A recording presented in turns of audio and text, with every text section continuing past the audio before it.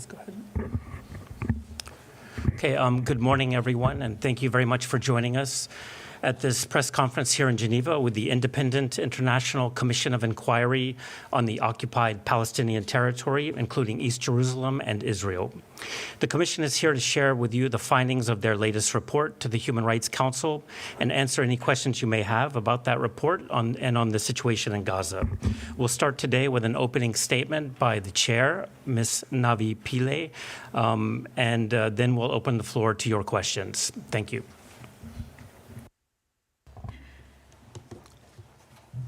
Good morning from me as well, and thank you very much for coming. Today, we published our report analyzing Israel's conduct in the Gaza Strip pursuant to the Convention on the Prevention and Punishment of the Crime of Genocide. The Commission concluded that Israel has committed genocide against the Palestinian people in Gaza, and that it is continuing with that genocide. It is now almost 2 years since Israel launched its military campaign in the Gaza Strip in October 2023. This has been the most ruthless, prolonged, and widespread attack against the Palestinian people since 1948.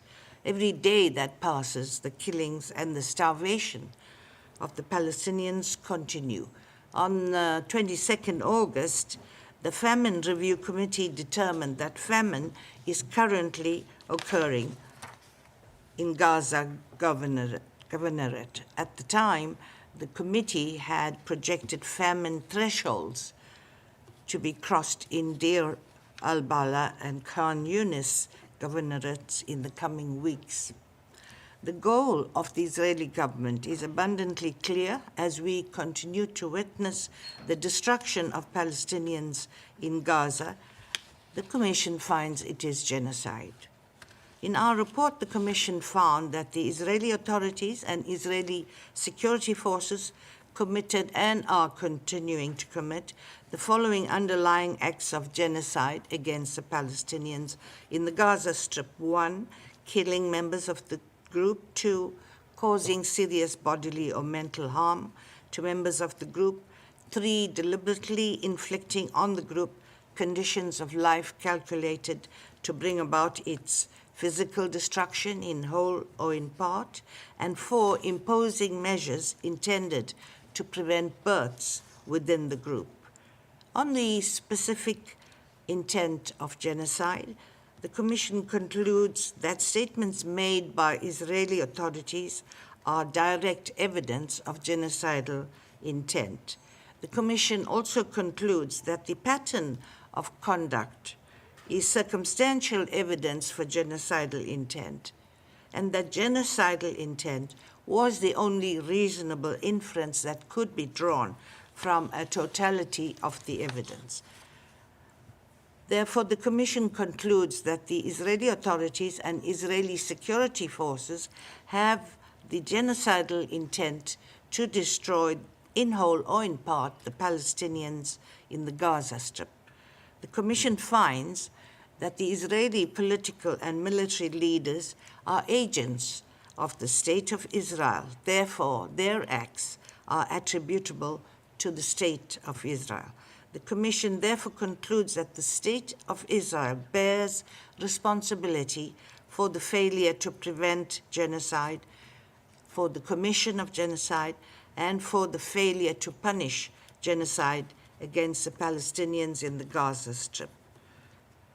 On incitement to genocide, the Commission concludes that many Israeli political and military leaders, including President Isaac Herzog, Prime Minister Benjamin Netanyahu, and then Defense Minister Yoav Gallant, had incited the commission of genocide, and that Israeli authorities have failed to take action against them to punish this incitement. This report is the result of almost 2 years of work. The Commission began its investigation immediately on 7th October 2023 and has documented more than 16,000 pieces of evidentiary materials to date. The Commission has published 3 mandated reports and 3 thematic papers since 7th October 2023. And our findings in this report are based on the factual findings contained in all the reports that we had published since 7th October 23, as well as the findings from our upcoming mandated report to the General Assembly in October 2025. Hello guys, welcome to a new edition of React Today as part of the World's Whale Project 10 years. Since the last edition, many things have happened since the last edition, and that, as you know, one of them has to do, of course, with the assassination of Charlie Kirk and the implications for the Israeli government, according to many investigations and journalism, serious journalism, and of course, according to my own investigation, because I think it's important for us, the country and the world as citizens, to do our own research and to consult different aspects and points of view of what is going on.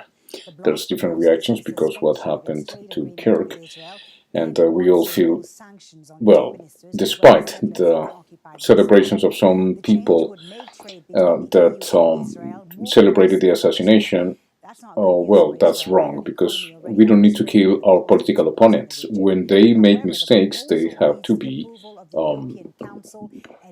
if they have committed any crime or trespass that is dictated by law to be lawfully punishable, sure, let the justice system work. The problem with the justice system is that the justice system doesn't work in the United States for the rich and the influential, and that is something that they are applying in international law in the case of the genocide that is being happening in Gaza.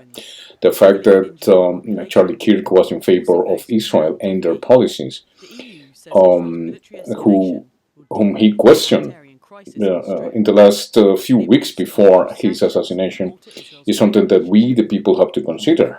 Of course, I disagree with Charlie and his view of Israel. I absolutely did.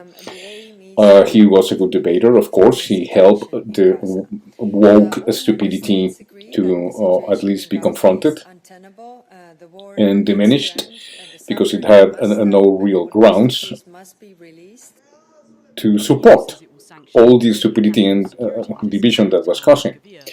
In that matter, I was with him, but I was against him, against the politics that he supported regarding the United States and Israeli people, and which are the recipients of the assistance of whole humanity. The Judeo-Christian people support Israel regardless. The United States have supported since 1948 regardless, and Woodrow Wilson supported 11 minutes after the Balfour Declaration. He was saying that he supported the state of Israel. So that is in the newspapers. So that is something that the United States have done since the Balfour Declaration and the declaration of the Zionist state by Theodore Herzl in his publication Der Judenstaat. We have spoken about that many times.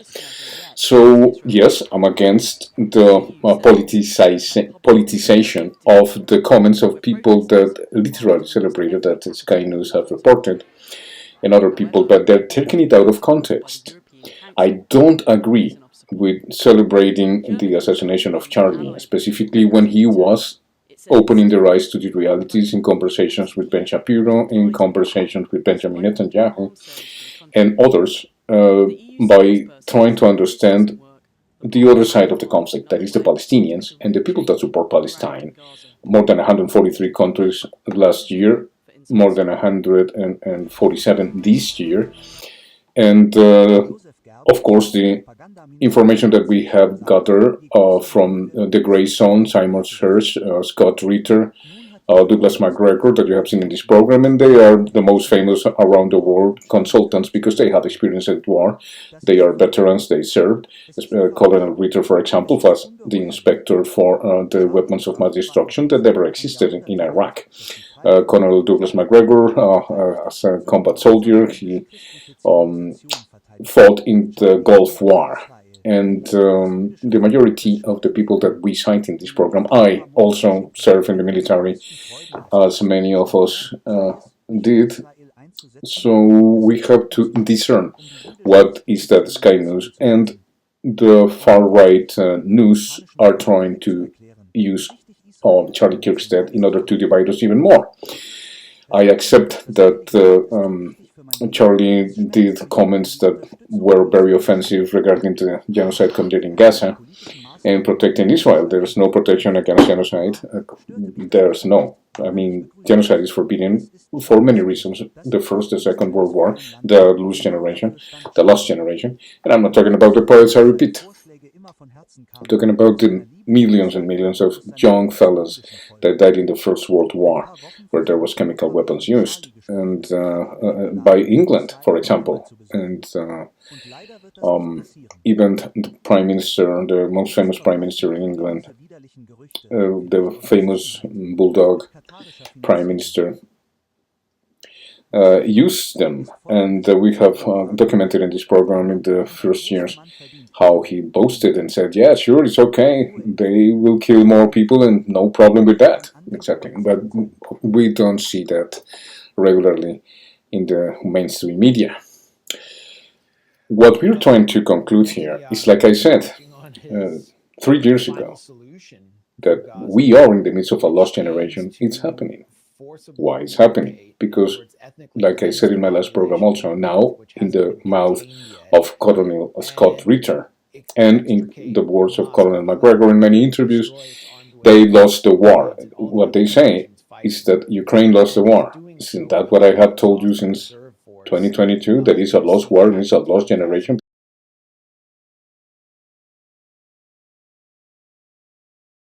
Hello guys, welcome to one new edition of React Today, part of the World Wide Project initiative. Today we are gonna remember the Canadian fallen in all the wars, First and Second World War. But of course the 11th of November, the 11th day, the 11th hour, the 11th month, as is remembered, we pay tribute to the fallen, everyone and every soldier that fought in the First World War, the lost generation.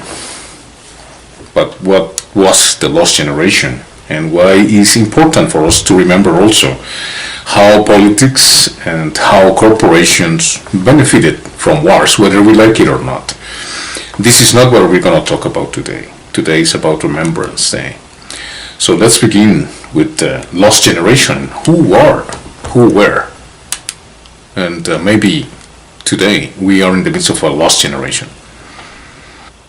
Regardless of our political beliefs, we need to understand politics. I know it's something that nobody wants to talk about, politics or religion in the table or in the context of Facebook or in the mainstream media, because in many cases you have to be politically correct.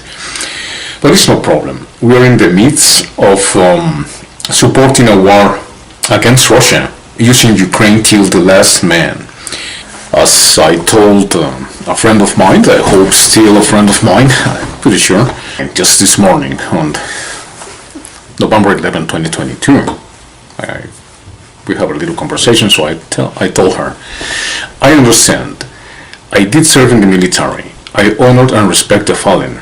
If we are to educate the younger generations on what the sacrifices of others means for freedom, we need to understand politics. So do them, that is the young generations. But it's okay. There is another war coming. Let us see how we will remember it and how we will justify it. Right now we're justifying war against Russia. Canada is participating against another war. But yeah, are we going to send our young fellow boys, unless they want to go and they volunteer, that's their decision. But wouldn't they be better informed, as you have seen before, with the lost generation, what they saw and how they didn't saw any changes after the First World War? What will change after the Third World War? I guess we are about to see.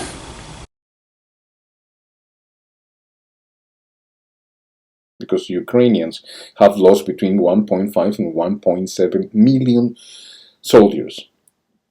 mercenaries and people that are from Ukraine. 9 million of them left the country and they're not planning to come back. Here in Canada, there's plenty. Poland had received another couple millions, and the rest of Europe is trying not to take so many people because they already have been invaded by other countries that have been the product of colonization, as Burkina Faso, Mali, and others that are rejecting now the influence of the West.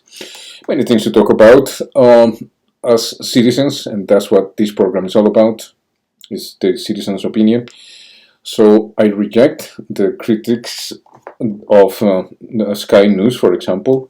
I don't accept the happiness of the assassination of this person, but we have to understand that whether it was the woke people or the people that was against what he preached against Palestine in favor of Israel, you might say something about it, but to celebrate it's kind of too much.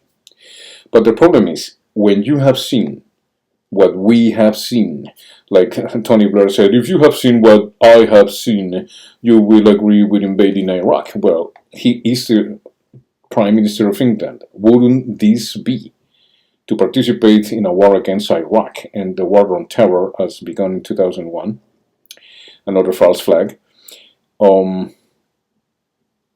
And an inside job, that's for sure, with the cooperation of Saudi Arabia and the cooperation, of course, of many people believe in Israel, and why the dancing Jews, you can check Kim Iverson for that one, etc. So before this gets too complicated, because it's not really complicated, it's just the influence of foreign countries in the most important and powerful country in the world, in this case the United States, because it's supporting assassinations and killings in Gaza, women, children, and they're speaking about how good it's going to be for the real estate development once the people in Gaza has been annihilated and the people in Lebanon has been annihilated, and the influence of politics and money in politicians in order to divide and conquer, which is has worked perfectly in Lebanon, in the case of Lebanon, when they're asking for Hezbollah to surrender their weapons and surrender themselves, and they're going to be treated with respect. I don't think so. We see how Israel has treated his prisoners of war,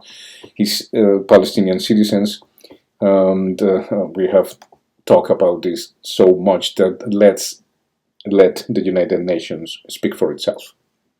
Of course, the United Nations is not recognized by the State of Israel nor by the United States, which are the main opponents to stop the genocide. But the corruption and the influence of Israel in the United States, England, and the European Union countries, I'm talking about the 27, Australia and New Zealand, is easily demonstrable. When Australia, for example, adopts the same bills that have passed since 2019 in the United States regarding nothing or no one can say anything against Israel or can be jailed, destituted of his work, her work, cannot work in institutional jobs. That means institutions like the police, like healthcare, etc., which are ministries that are instituted by the state in order to support Americans and American development and citizens. And the nation itself is being totally captured by Israel. That's not a secret. 37 countries, we have said it way all the time, have been captured by them and keep on happening. We see Secretary of State Marco Rubio, the most powerful person after the president, and Vice President J.D. Vance speaking in favor of Israel no matter what. And they dare to speak about freedom of speech, which is one of the most violated amendments to the Constitution in the United States. And the same is happening in England, and the same is happening in Australia and all around the Western tradition. We spoke about that last time. So let's begin with what is going on here with the comments that we can learn from, let's say, September the 12th, when the Grey Sun, which is one of the most important, has become one of the new generations regarding reporting and media, which is independent from the mainstream and speaks truth to power. something that journalists are supposed to do. In the interview, Max Blumenthal details how Israeli-linked organizations orchestrate influencer junkets to generate positive coverage, particularly as military actions escalate. He explains, that is Max, how these public relations efforts replace organic support with paid advocacy, linking them to broader campaigns of narrative control and suppression of Palestine activism in the United States. So that is something that we need to analyze, because it's just one of the issues that we have discovered here, how the Israeli lobby is putting a lot of money in order for the media, not only the mainstream, but the public opinion and its channels and platforms that work on platforms that are also for pro-Israel, well, are corrupting the system itself if you cannot criticize or don't speak truth to power, which is what we, the citizens, being the first constituent, should know, and that is the truth. But if the United States of Israel keeps on saying that everything is classified and everything is national security, we need to redefine what national security is. Another issue that was published recently on September 15 was that how billionaire Bill Ackman convened a stormy Israel intervention with Charlie Kirk. The source says. What source is that? A source that spoke actually with Max Blumenthal, one of the more reliable journalists that we can check. A month before Charlie's Kirk killing, billionaire pro-Israeli moneyman Bill Ackman arranged an intervention in the Hamptons, during which sources say he and others hammered, quote-unquote, Kirk for the conservative leader's growing criticism of Israeli influence in Washington. Kirk came away fretting about Israel blackmail, quote-unquote, sources say, as he contemplated a chaotic conversation. On September 11, one day after the assassination of Charlie Kirk, billionaire pro-Israeli moneyman Bill Ackman took to Twitter X to trumpet his relationship with the late conservative operative. And he says, I quote, I feel incredibly privileged to have spent a day and share a meal with Charlie Kirk 11 this summer. He was a giant man, unquote. He said also, I feel incredibly privileged to have spent a day and share a meal with Charlie this summer. Okay, the Grayson has spoken to 5 people with intimate knowledge of Kirk's meeting with Ackman, which was held in early August under the guise of a summertime Hamptons launch. According to one source, Kirk was left upset after the gathering turning into an intervention, quote-unquote, where he was again hammered, quote-unquote, for his increasingly skeptical views on the United States' special relationship with Israel and for platforming prominent conservative critics of Israel at these TPUSA events, which was the organization that Kirk directed. So when you see when his hosts presented him with a detailed list of every offense he supposedly committed against Israel, Kirk was, I quote-unquote, horrified, said one person, one of the sources. At one point, according to another source, Ackman angrily chastised Kirk for his disobedience. The Zionist billionaire also allegedly demanded Kirk resign his invitation for Tucker Carlson to speak at his upcoming American Fest 2025 in December.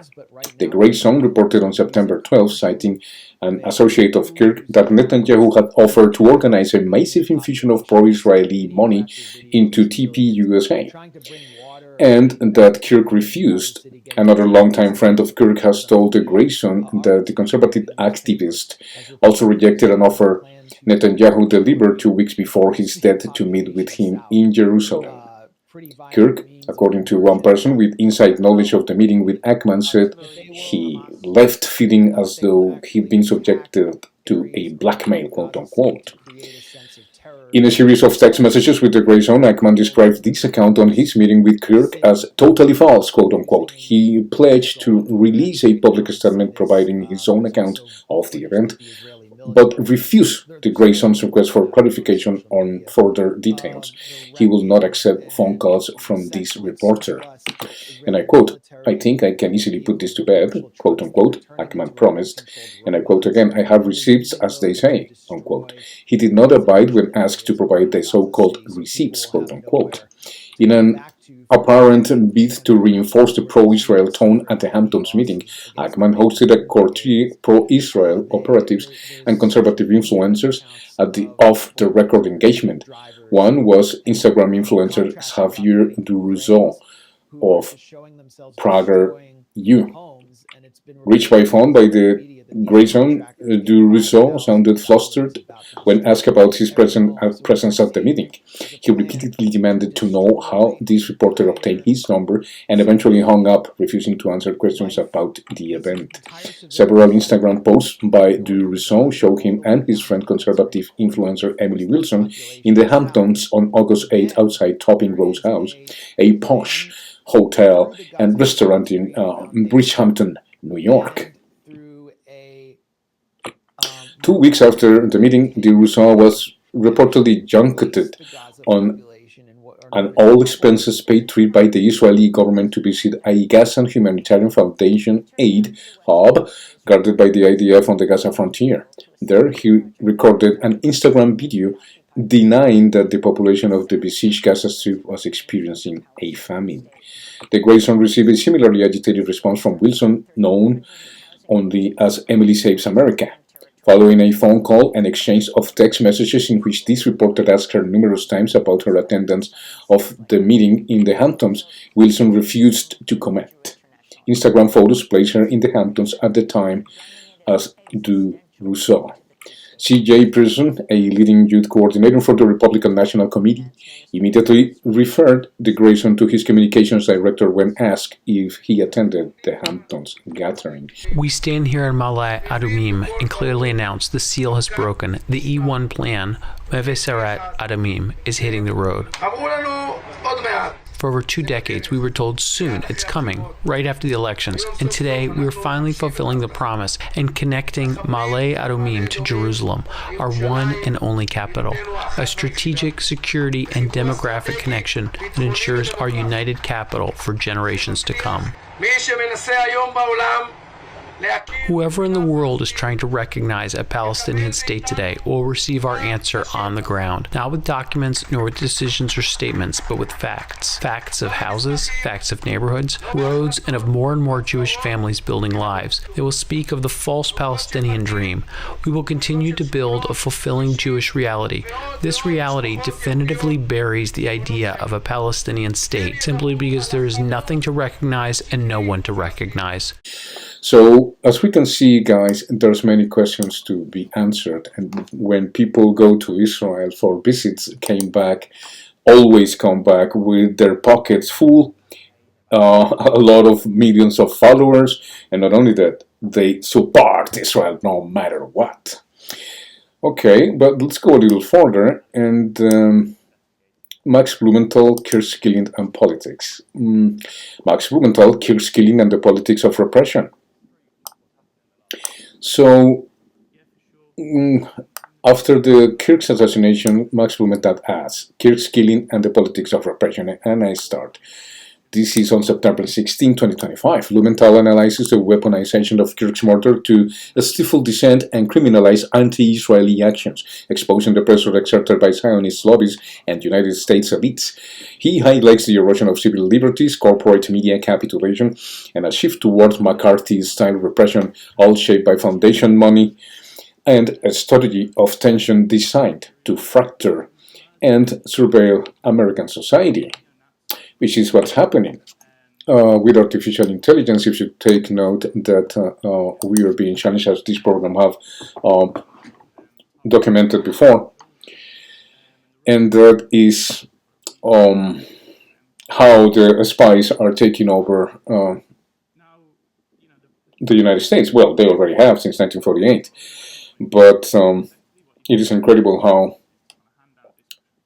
the mainstream media want us to shut up. beginning with Ursula von der Leyen and his new politics using artificial intelligence and algorithms in order to stop us, the country, and the world as citizens to speak our minds, regardless of the millions and millions of people that have manifested themselves in marches, etc., all around the world against the genocidal state of Israel.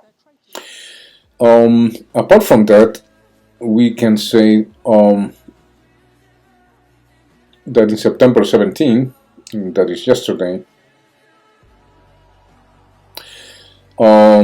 spoke about coercion. Let's see what he has to say. The pro-Israeli Zionists are using coercion to line up support for their genocidal policies.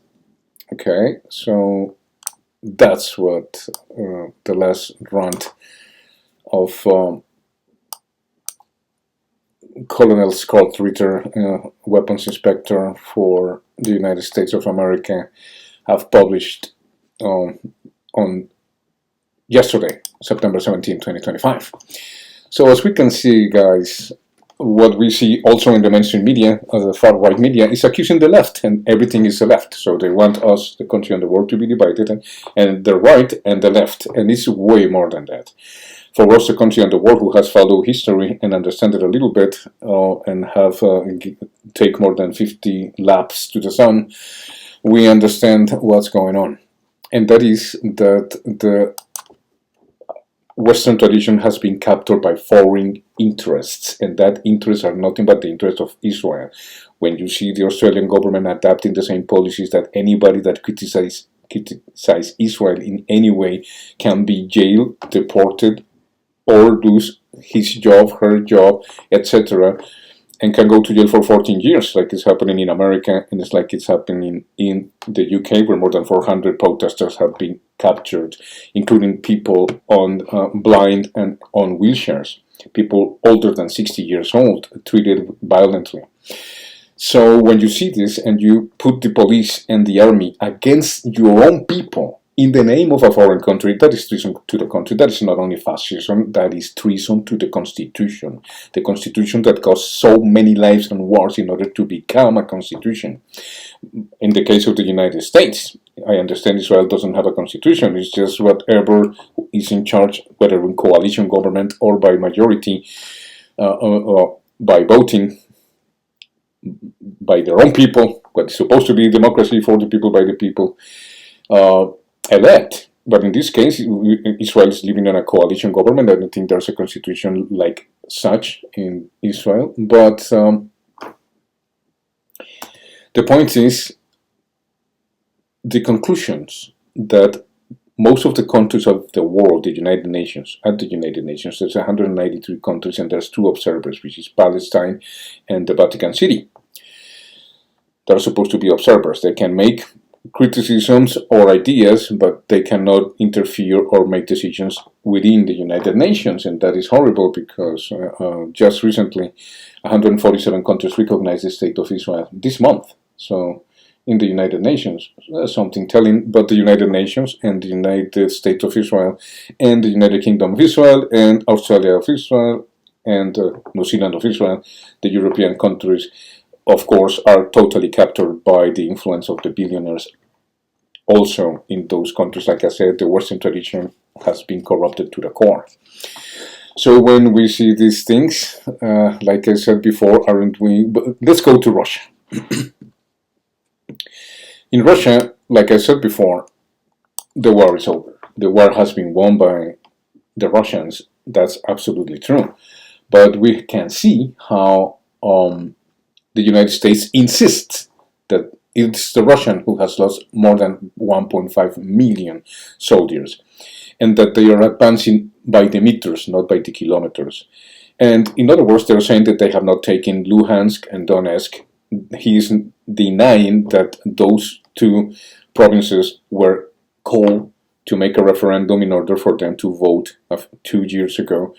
Who will they like to be with, Russia or Ukraine? And they elected Russia. Is not the recognition of it. They seized $300 billion of assets, money, etc., from the Russians. But they don't do that with a genocidal commitment of the Israeli government which lies on the constant basis, on the daily basis, and is committing genocide, as, again, the United Nations took so long to admit. Now, the other question that we need to ask for is, do we need to get rid of the United Nations as the United Nations? I don't think so.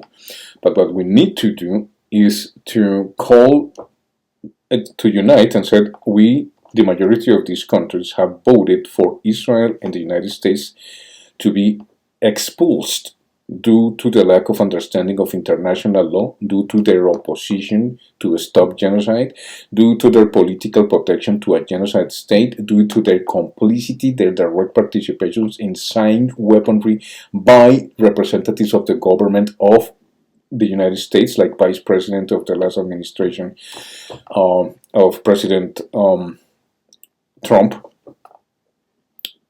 Mr. Penn, and also the representative for the United States from Nikki Haley from the United Nations, for the United Nations, for the American people, signing bombs and saying it's okay, we have to support Israel. You have seen in my videos how Code Pink and many other activists and protesters have denounced publicly how much money each of the congressmen received from the State of Israel, which is nothing but the corruption circle.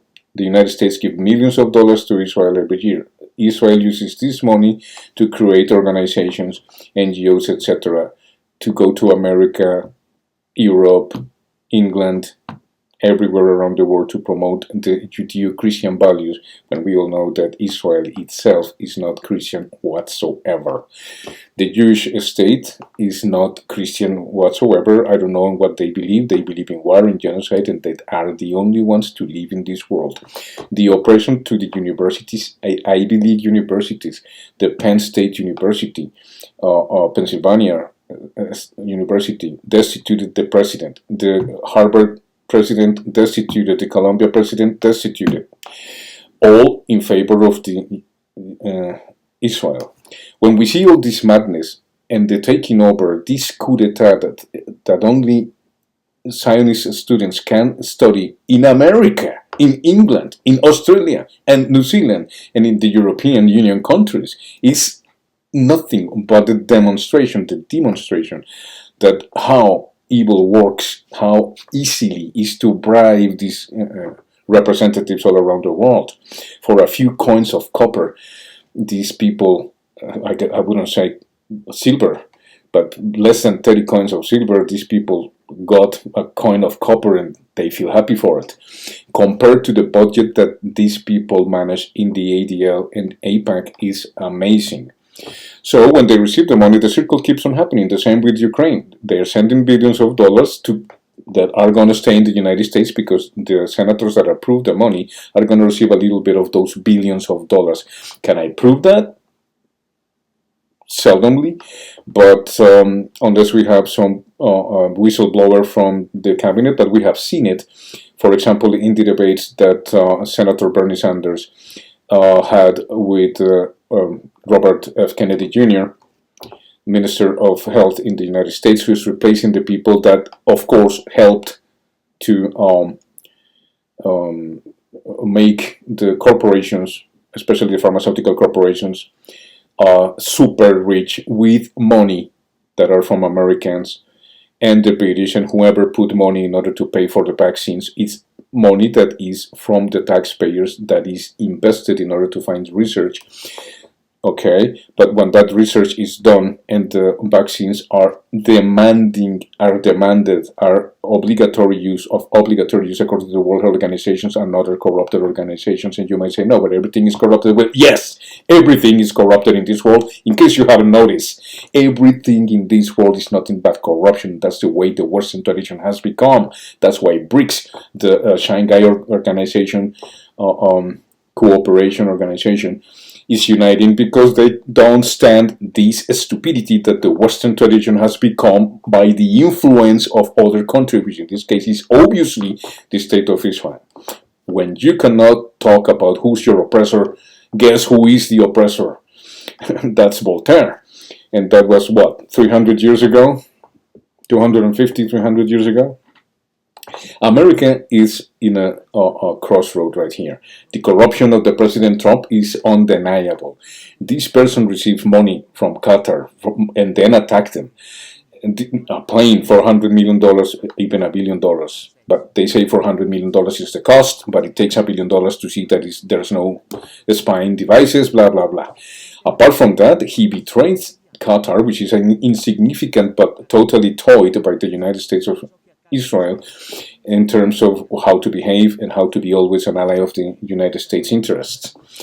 Not to mention Saudi Arabia, which has sided with Pakistan just less than 24 hours ago because they need to protect themselves. But they're saying that they're doing it in the name of Islam because there's the most important, let's say, sites of worship for the Muslim world, and that is La Mecca and Medina. The problem is that they don't tell us how they have to wait for Qatar to be attacked and the people that are supposed to be missionaries for peace totally destroyed. And that is unacceptable also. But this is where the prophecies of Muammar Gaddafi come to be. He told the Arabic nations, and they laugh at him, they envy him very much. So the Saudi Arabians, the United Arab Emirates, Qatar, Bahrain, all these countries hated the guy. Why? Because he had the initiative they didn't ever had until today when Qatar was attacked 10 days ago, last Tuesday. Not last Tuesday, but the one before. Not this week, but the week before. So, and Israel says that we'll attack anybody that has to do with Hamas or is against its interests, because today it's Hamas for the last 2 years. But tomorrow, or like 10 days ago, it's Qatar, and they did it in Iran. They attack anybody. They bomb senators in the United States, and they try to poison them, and they try to bomb Prime Minister Bulldog as a symbol, and say it with respect, no disrespect to the First World War Prime Minister that everybody loves in London, that I just mentioned before. So when you hear that happening, and the Liberty, how Israel attacked the Liberty in 1967, and with total impunity. The 9/11 attacks, there's an obvious relationship between Israel and the United States in everything that goes wrong in the United States. Now, the research and investigation, if you see Tucker Carlson interview with, among others, with Piers Morgan, it is obvious that these are the facts and many more. I recommend you, for example, many other facts that I can share for you. Like, for example, that it was established that the hijacked plane was actually Flight 93. The FAA's attention continued to be fixed on Delta 1989, as like American Flight 175 and Flight 11. It too had originated from Boston and was due to fly to Los Angeles by 9:57 a.m.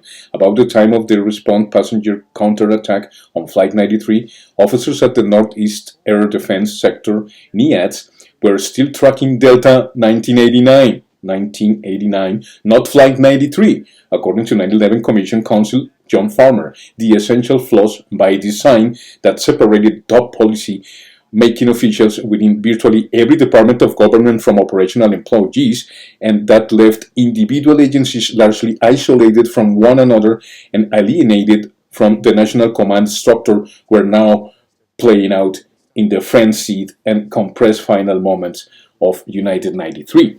I can keep on going with this document that expresses how NORAD, Air Force, and everybody else was in total confusion, just like October the 7th, when for 6 hours there was a stand down. Nobody knows what happened, everybody's making excuses, but there's so much evidence, not only Tucker Carlson, but even I, when I question George Galloway about this. So we are sick and tired of the corruption and the manipulation and the corruption in politics, the corruption of the big corporations, Facebook, YouTube, you name it, platforms that we all use, but they are part of the problem. Why? Because they are monopolies and they're controlling your opinion, and they can censor you, they can, for whatever reason, you will not be watching other countries, they demonetize you, and that's it. That's why Communications is a platform that a Canadian I have created in order to compete with these untrustworthy and money makers without our permission, taking our information and benefiting by the billions of dollars each year, which gives them the power not only to corrupt but to influence public opinion, and of course corrupt officials and lobby them 24/7. So that's what it takes to talk about it. And what is the importance of all this conversation?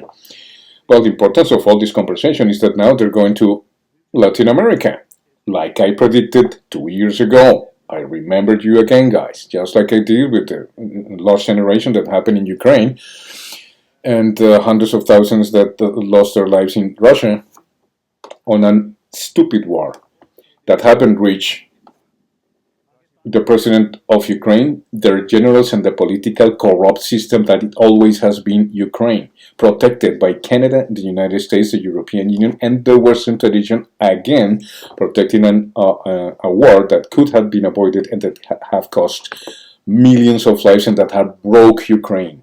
If you're going to say that Europe is obliged, taking the good standards of living of Europe, they already began when they blew Nord Stream 2. All right, we covered that issue also here.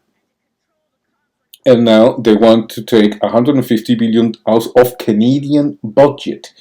Like the Prime Minister in Canada says, we have to keep our responsibility. And his responsibilities with allies, according to him, is to take 150 billion dollars out of Canadian budget to create the Golden Dome, which is not going to support anything. We have seen that any domes, like the Iron Dome in Israel, has been violated every time it gets into internal fights with Yemen, or in the case of Iran, the 12 Days War. So, please, this has to be something, Canadians, that we have to call on a referendum if we agree with that, because you cannot just take unilaterally, without the permission of the citizenry, $150 billion Canadian dollars in order to do whatever the United States and Europe told us Canadians to do. I don't think so, pal. We are an independent country, so we say we celebrate 11/11/11, and that is to stop the wars around the world, especially the Canadian lives that give their lives in the First and the Second World War. For Christ's sake, haven't we learned anything about it? Apparently, our Prime Minister, the last one, says that he's a Zionist, and no Zionist should be or feel rejected in Canada. The majority of us Canadians reject that proposal. That is stupidity, and that person, ex-Prime Minister Justin Trudeau, should be investigated, and according to Article 4 of the Convention on the Prevention and Punishment of the Crime of Genocide, investigated and accused, because to be and support a genocide is a crime of war. And that is, I'm talking about Nuremberg style trial here, 4.0, because artificial intelligence. All right, the fact that they're going to Latin America after they bomb using the United Kingdom airplanes to refuel the Israeli planes that were going to do the attack on a friend state of the United States of Israel, and bombed it, killing 12 people, not the Hamas apparent insurgency leaders, is nothing but an act of war. And they want to do it now in Venezuela. They want to do it now in Colombia, because they just decertified Colombia, because apparently, according to Mr. Trump and Mr. Rubio, the Colombian country has not done enough to fight the war against the rocks. Colombia has put more than 700,000 dead people since this war began in 1970.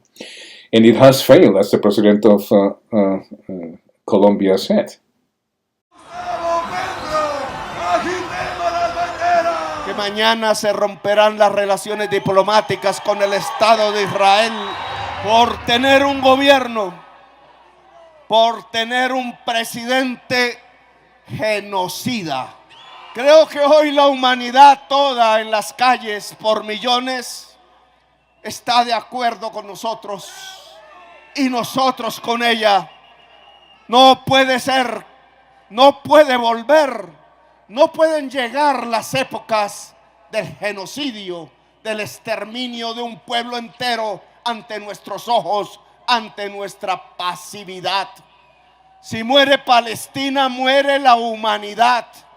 Y no la vamos a dejar morir, como no vamos a dejar morir la humanidad.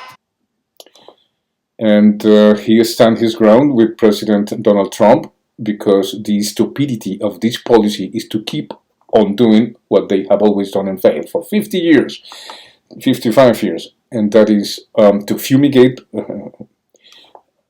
intoxicating the soil of the ground, the water sources, the people that can cause deformations like Agent Orange did in the days of Vietnam. So from Vietnam to Palestine, the United States of Israel is applying the same rules to everywhere around the world. And they still believe that if the people don't convey with their attitude and stupidity, they are to be declared terrorists. And whomever opposes this ambitious plan of the United States of Israel, the UK of Israel, the European Union of Israel, Australia and New Zealand of Israel, well, they go to war, kill and destroy their reputation, or go and kill them anywhere, like Benjamin Netanyahu said. No matter where they hide, we will get them and kill them. That is a declaration of war against the world, and the United States is supporting it with Europe and the Western tradition. But now, Central and South America, the Global South, BRICS, like you saw in my last program, just check the thumbnail and you'll find out why. It's because the United States do not understand with the European oligarchy and corrupt people that only run for politics in order to get richer and be part of the elites, which is what is destroying this world because they are corrupt. And just one little country of 16 million people has taken over more than 1 billion people in the Western tradition, in order to corrupt their institutions, their representatives, their policy, whether it's international policy or domestic policy. All of them have been captured, literally coup d'etat, by the State of Israel. Prove me wrong. There's plenty of documents that we have spoke about in this program. There's not only me saying, it's Colonel Douglas McGregor, it's all the officers that have to have a little bit of dignity before they died in order to say what's going on. They agree with me on this one. Not because they say it, I repeat it. It's because they say it after I said it 10 years ago in my book. And let's say, what we are witnessing, according to John Mersheimer, is the second edition of the Elders of Zion coming to life.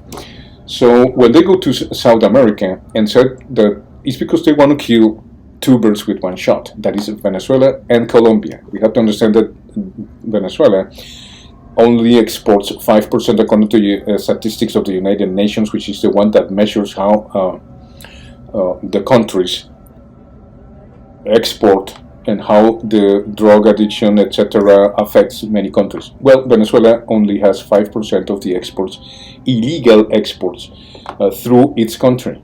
The other part is Colombia. In Colombia, which is the major producer of cocaine, despite its people, which this country has always obeyed what the United States of Israel said them, or of America tell them to do, not anymore. The new president since 2022 is, they say, is incompetent. He's a drug addict. All of a sudden he's a drug addict. All of a sudden he is incompetent. All of a sudden he hasn't shown enough proof that the war against drugs is succeeding in Colombia, despite the Plan Colombia in the government of Mr. Pastrana. Something that I also covered for Colombia in those days. I assisted to the meetings, and I covered the meetings for the country in order for us, the country and the world, to understand what was going on. And since then, and I'm talking about from 1998 to 2001 and 2002, when Uribe became president of that country,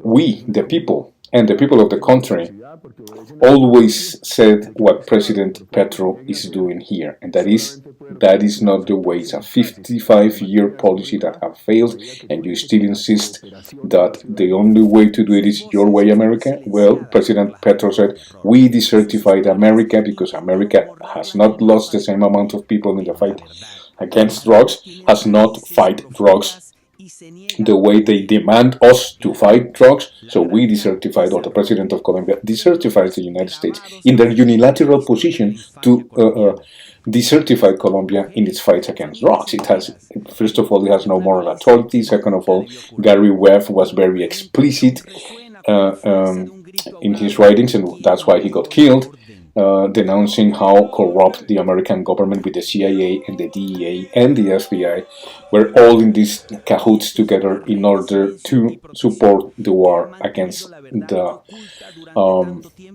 Sandinistas and Contras, supporting the Contras using Iran, the Iran-Contras issue in the 1980s that we all know about, and that we have spoke about also in this program many times.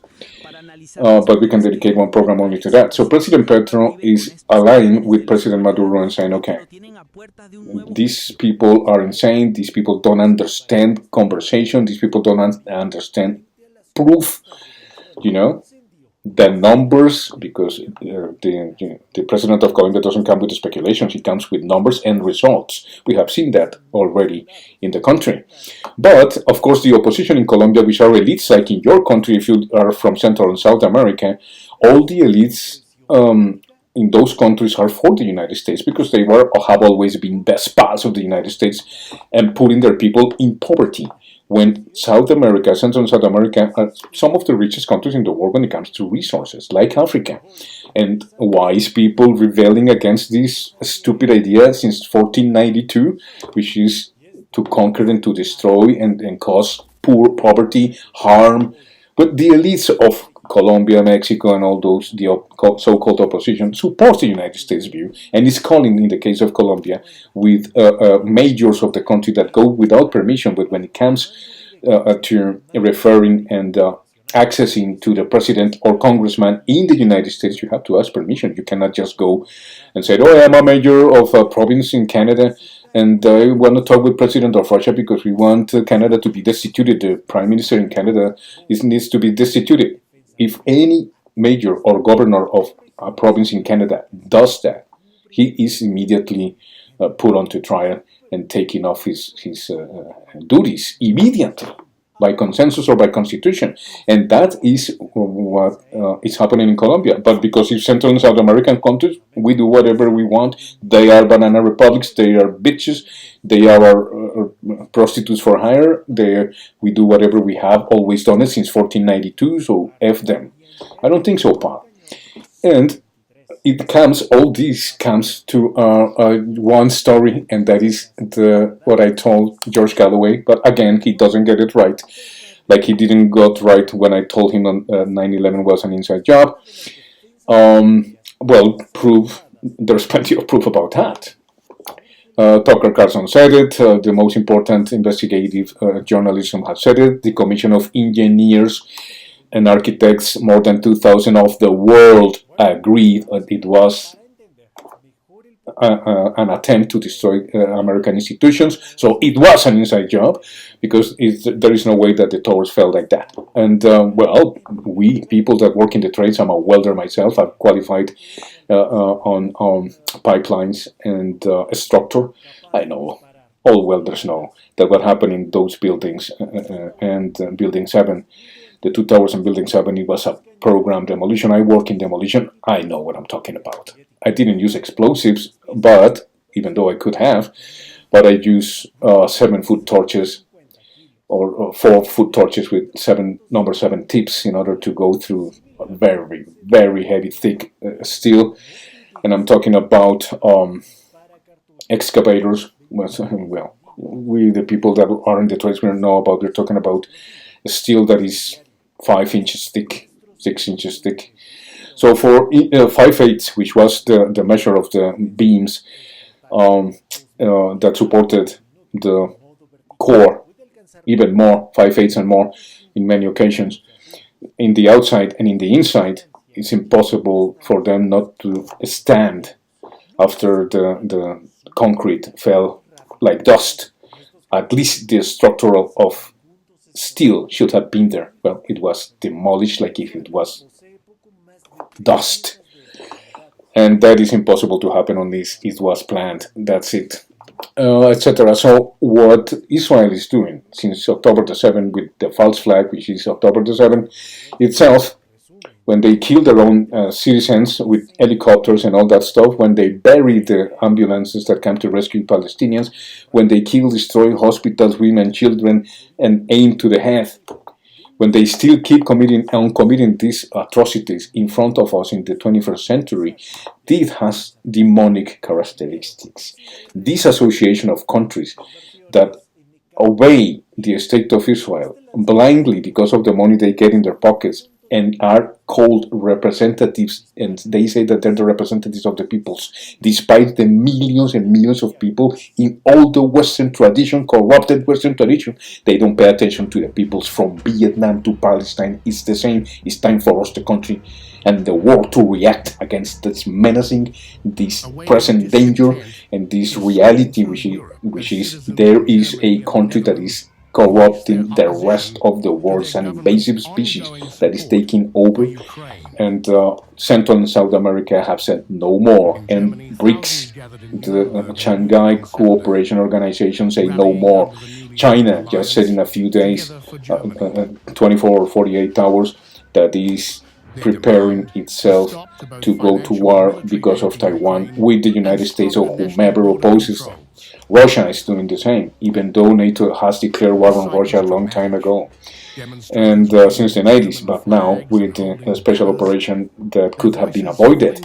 So the corruption is so big in the Western tradition, Canada, the United States, Australia, New Zealand, the European Union, and the UK, and now the northern countries like Sweden, Finland, etc., that the peoples of the world are saying, what the is going on here? Well, we understand that now. We are in the hands of corrupted representatives who do not represent us, and we, the people, have to take over. The information is very long. I have a lot to say. I don't know if you agree with me, but this is not a speculation. This program relies on the facts, it relies on the documents of the United Nations Charter, the Convention on the Prevention and Punishment of the Crime of Genocide of 1948, the Geneva Convention, the Roma Statute. Even though some states like the International Court of Justice and International Criminal Court, we are for that.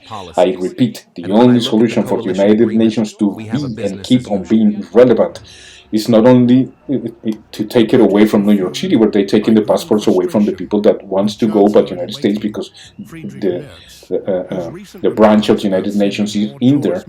They don't let anybody come that disagrees with them. What kind of stupidity is this? If we're going to keep on living in a world like this without taking over the representation and taking over the leadership of the world the way we want it and we understand it, that is not the way that is the United States of Israel, United Kingdom, UK, United Kingdom, European Union, Nordic countries, Australia, the Western tradition itself. We are fucked. So the wars for independence are back, whether you like it or not, and we need to make a trial to these people. Nuremberg 4.0, I repeat.